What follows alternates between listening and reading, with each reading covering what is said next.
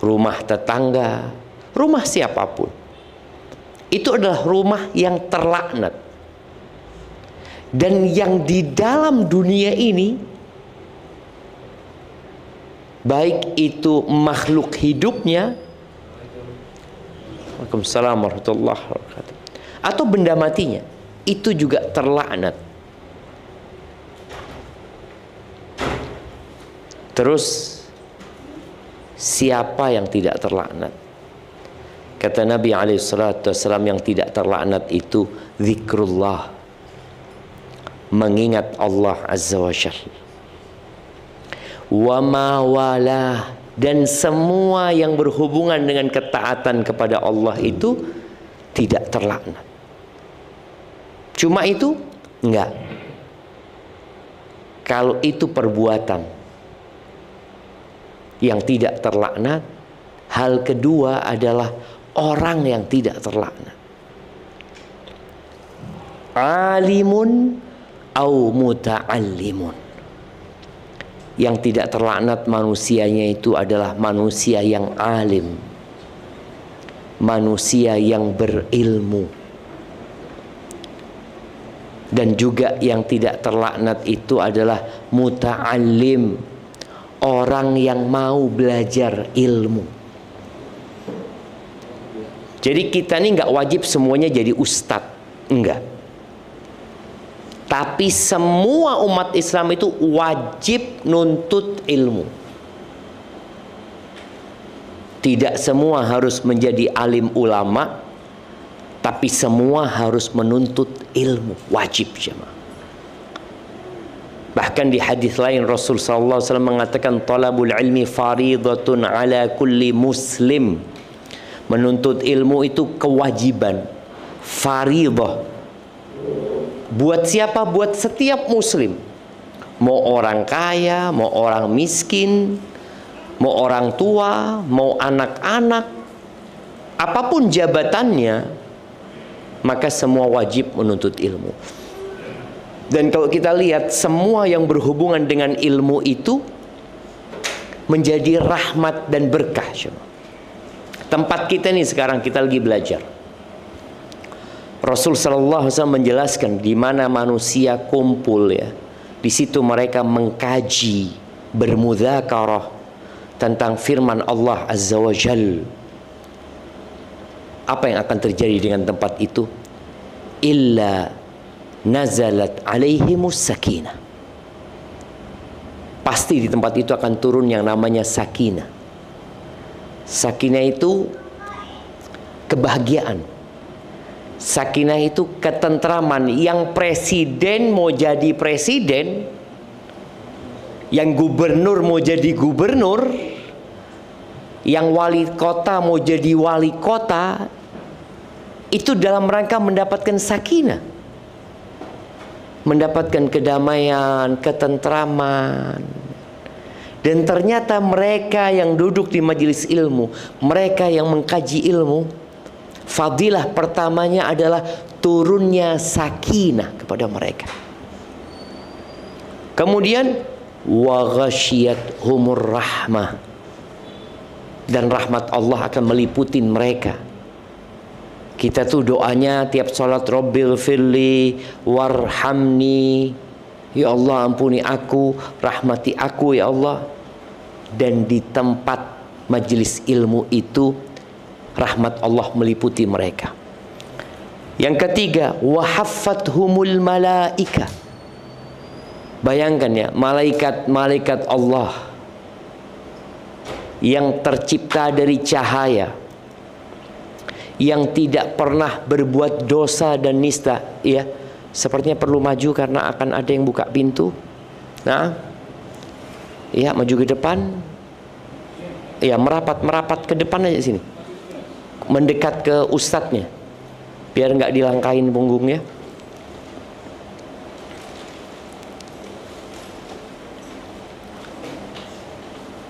Nah, jadi malaikat-malaikat Allah itu meletakkan sayapnya. Yang awalnya terbang ketika dia lihat majelis ilmu, mereka saling mengatakan di antara mereka, halummu ila bughiyatikum, ayo iki, Ini yang kita cari ini. Mereka turun mengelilingi orang-orang yang duduk di majelis ilmu. Kita ini kan nggak ngerasa. Kita ini nggak akan pernah bisa mengagungkan majelis ilmu tatkala kita tidak beriman dengan yang gaib. Dan ketika Allah mensifatin orang-orang bertakwa, sifat pertama mereka apa? Yu'minuna bil ghaib. Mereka beriman dengan yang gaib. Di antara hal gaib yang kita imanin, malaikat-malaikat Allah Azza wa Jalla. Mereka hadir di majelis ilmu. Mereka meletakkan sayapnya ridhon. Ridho, senang dengan apa yang dilakukan orang-orang menuntut ilmu.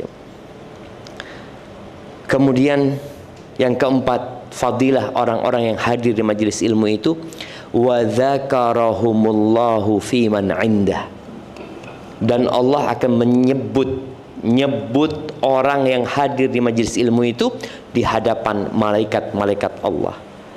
Fulan hadir di majelis ilmu, fulan hadir di majelis ilmu. Dan siapa saja jemaah yang hadir di majelis ilmu ini, walaupun dia sebenarnya, saya sebenarnya cuma nganter Ustaz. Kan ada kadang kalau kajiannya emak-emak, bapak-bapak cuma enggak, anak sebenarnya enggak hadir Ustaz, cuma ya nganter. Mereka yang hadir di majelis ilmu jemaah, ketika beranjak meninggalkan majelis itu, Allah itu mengatakan kepada malaikat-malaikatnya. Ketika Allah bertanya kepada malaikat yang tadi hadir itu, kalian datang dari mana, kata dia. Datang dari hamba-hambamu. Ngapain mereka? Ya mereka mengingatmu. Apa yang mereka pinta? Mereka minta surga. Apa yang mereka takuti? Mereka takut dari api neraka, kata dia. Lalu Allah mengatakan kepada mereka, Ushhidukum anni qad ghafartu lahum. Aku persaksikan kalian kalau aku sudah mengampuni mereka semua. Lalu para malaikat mengatakan, ya Rob, di situ ada orang yang bukan dari kumpulan kajian itu. Itu dia mungkin hanya lewat, mampir sana, atau karena nganter kemudian duduk. Lalu dikatakan dalam hadis itu, ya buat yang tadi bukan dari majelis mereka juga aku ampuni mereka. Lalu Nabi SAW mengatakan, humul qaum la yashqa bihim jalisuhum. Mereka adalah orang-orang, siapa saja yang kumpul sama mereka nggak akan menderita. Siapa saja yang kumpul di majelis ilmu, kumpul sama orang-orang berilmu, nggak akan menderita jemaah. Maka alhamdulillah sore hari ini kita bisa belajar menuntut ilmu. Di antara yang ingin ana sampaikan adalah berkaitan dengan doa jemaah. Kenapa? Allah menciptakan kita adalah untuk mengabdi kepada Allah Azza wa Jalla. Bedanya manusia sama sapi, bedanya manusia sama kambing, manusia itu hidup untuk makan atau makan untuk hidup. Bapak-bapak, kita tuh oke, kita ganti. Kambing itu diciptakan makan untuk hidup atau hidup untuk makan?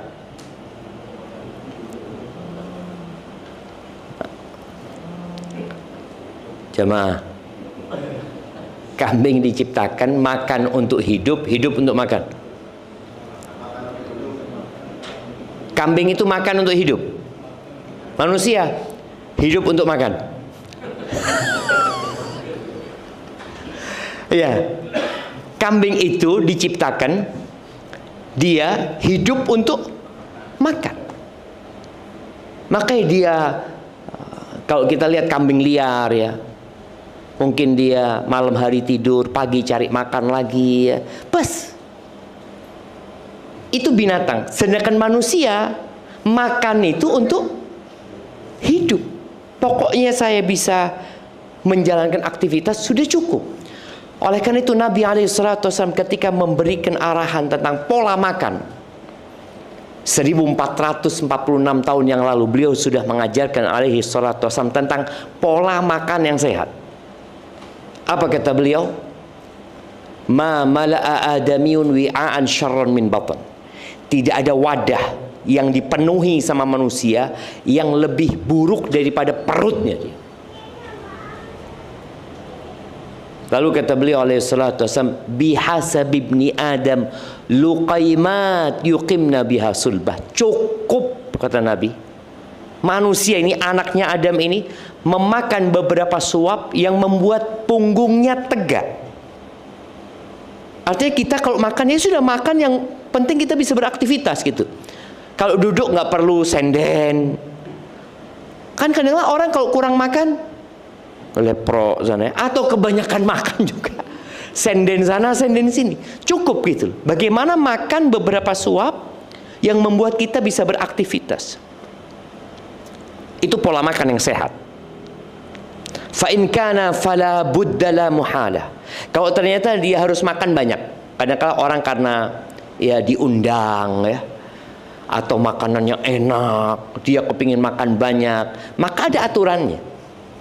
Apa kata Nabi SAW? Fathuluthun li ta'amihi, maka sepertiga buat makanan. Wa thuluthun li syarabihi, sepertiga buat minuman.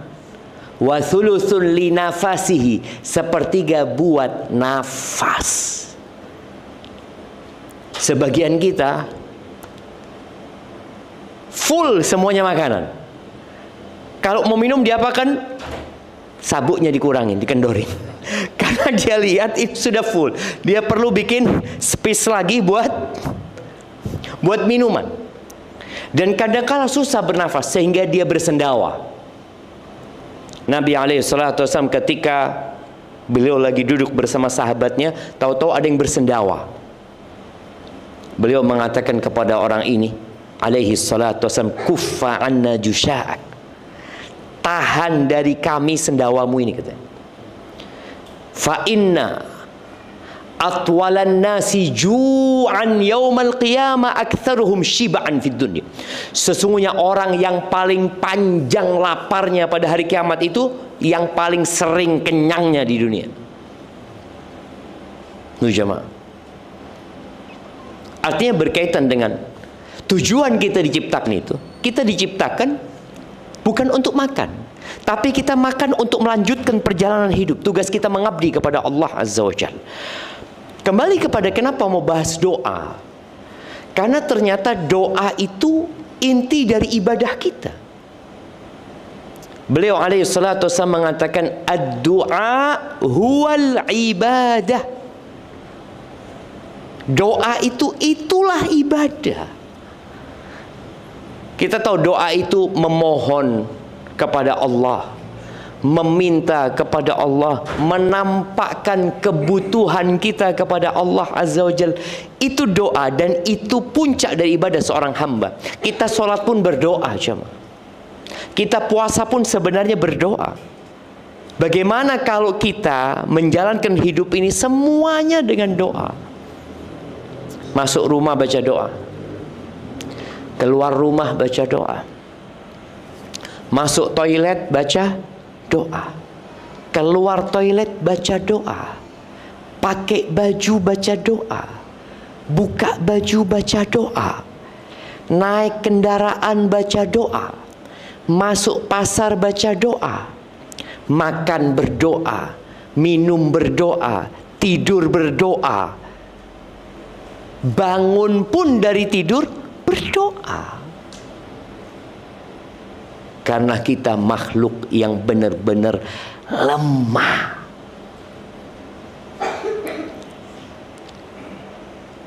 Tahu yang namanya cantengan, bapak-bapak? Apa cantengan dia? Cantengan itu apa bahasa Indonesianya? Hah?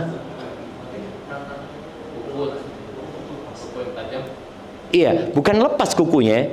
Jadi di ujung kuku yang kanan kiri itu, jempol itu biasanya bengkak ya, sakit ya. Ketika kena itu manusia satu badan demam. Nah, loro untu. Apa yang dilakukan bapak-bapak kalau sakit gigi? Minta tolong orang kita. berangkat ke dokter ya. Artinya kita ini makhluk yang memang membutuhkan orang lain. Beda sama binatang tadi. Pernah melihat anaknya sapi lahir? Ada bidannya? Ada yang gendong? Nggak ono coba. Lahir langsung jalan, golek susu ibu. Manusia coba lahir, rame.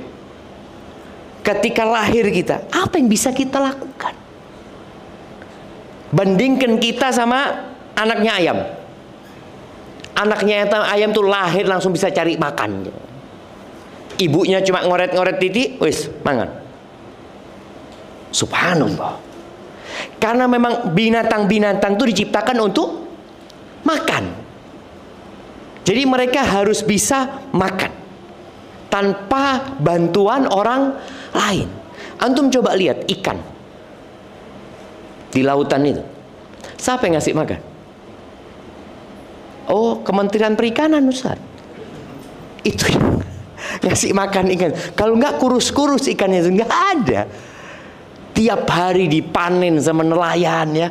Anak kalau ngelihat nelayan yang pakai pukat itu ya, pukat macan apa namanya? Ya Allah, jutaan ikan itu jangan. Tiap hari. Dan alhamdulillah nggak habis-habis. Yang di pintu harus maju ke depan supaya dengkulnya selamat. Kalau enggak ketabrak pintu terus. Ya silakan maju. Maju ke depan. Nah. Iya.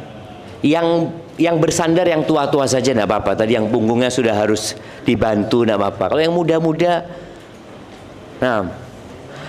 Ud'uni astajib lakum. Kata Allah, mintalah kepadaku pasti aku kabulkan. Dan Nabi alaihissalatu menyebutkan orang yang lemah itu kayak apa sih?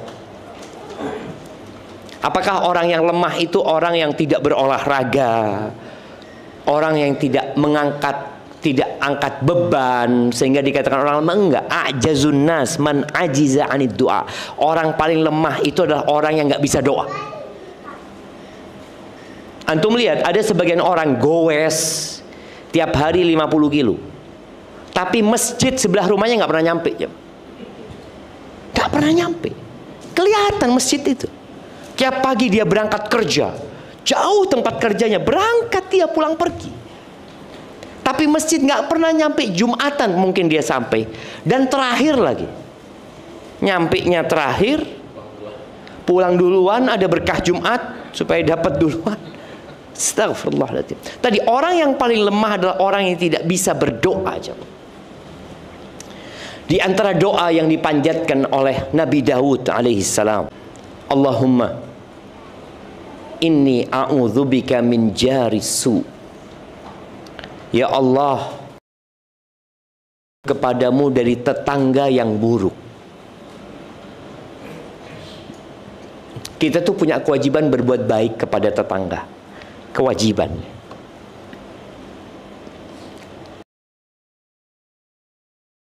Di sebelah kita orang yang buruk, yang tidak mengajak kepada kebaikan. Kadangkala dia dengan suara-suara yang membuat tetangganya tidak nyaman, atau pohon yang daun-daunnya berjatuhan di tempat kita ya. Atau dia memelihara sesuatu yang peliharaannya suka mampir ke rumah kita. Anak ingat, anak dulu punya kucing ya. Karena kita tinggal di perumahan dosen, ada laporan di grup itu. Ini kucingnya siapa ini? Ini kucing sudah menjatuhkan madu di rumahnya salah satu ustadz.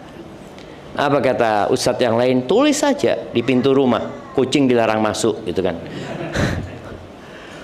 Jadi memang kadang-kala peliharaan itu ganggu ya, Pak.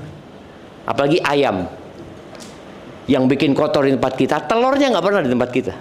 Kalau telur selalu di tempatnya dia. Ada tetangga-tetangga yang buruk yang membuat kita kekurangan kebahagiaan, benar.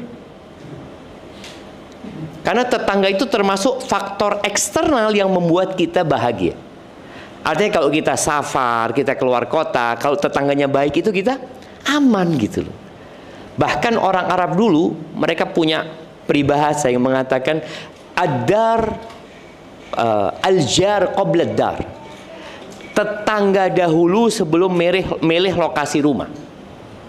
Jadi orang itu sebelum aku mau beli rumah di sana, jangan dilihat letaknya strategis atau tidak, tonggone sopo gitu loh. Karena ini menjadi faktor penting untuk kebahagiaan kita. Sampai pernah ada salah satu orang jual rumahnya, pasarannya anggap pasarannya 1M ya. Dia jual 2M rumahnya. Orang sampai ngomong, ya apa sih? Lah orang semua jual 1M daerah situ, antum jual 2M. Iya. Rumahku 1M, tonggoku 1M misal. Sampai tonggone ono regone. Bayangkan, dihargai tetangga yang baik. Ya gimana tidak jemaah?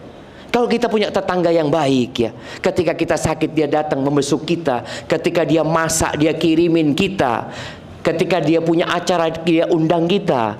Pokoknya tetangga ini yang selalu peduli sama tetangganya. Siapa yang nggak mau? Baik, jadi berlindung pertama dari tetangga yang buruk, yang dapat mengurangi kebahagiaan kita. Yang kedua, wa min zaujin tushayyibuni qabla al-mashib.